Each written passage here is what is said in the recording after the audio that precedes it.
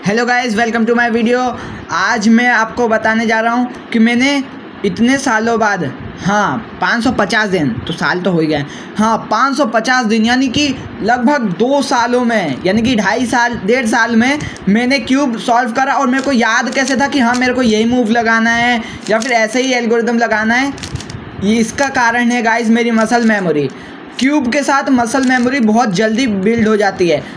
इसके बहुत सारी ट्रिक्स होती है, जैसे कि अब मैं कुछ दिनों बाद डालूंगा इस पे ट्यूटोरियल कि कैसे सॉल्व करते हैं, कैसे क्या करना है। इसमें मैं इसके ऊपर पूरी वीडियोस डालूंगा। तो गाइज़ आपको ये सिखाऊंगा मैं, तो एक एक दिन करके आराम से सिखाऊंगा। जैसे कि मैंने भी कहीं ना कहीं से सीखा ही है, मतलब मैं दोस्तों से सीखा है।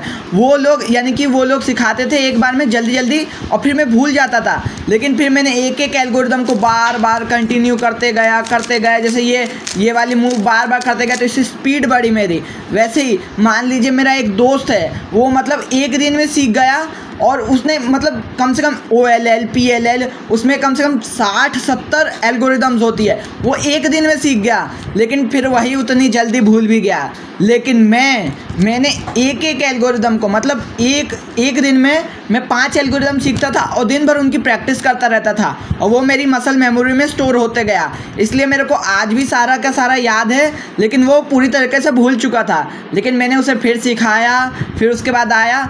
याद रखिएगा गाइज, इतना फालतू टाइम वेस्ट करने की ज़रूरत नहीं है। आप उसे आराम से सीखेंगे ना। जैसे मैं पहले अपने स्टूडेंट्स को सिखाता था कि वो बोलते थे कि जल्दी मुझे सिखा दो, मेरे को बस जल्दी सीखना है। लेकिन जल्दी सीखने से जल्दी भूल भी जाते हैं, क्योंकि क्यूब में बहुत डिफ़िकल्ट एल्गोरिदम्स होती है और बहुत टाइप की एल्गोरिदम्स होती है। इसलिए हमें धीरे सीखना है। मैं भी आपको अपनी वीडियोज़ में आराम से क्यूब सॉल्व करना सिखाऊंगा और आपको बताऊंगा कैसे सॉल्व करना है। तो गाइज़ यही तक हमारी वीडियो।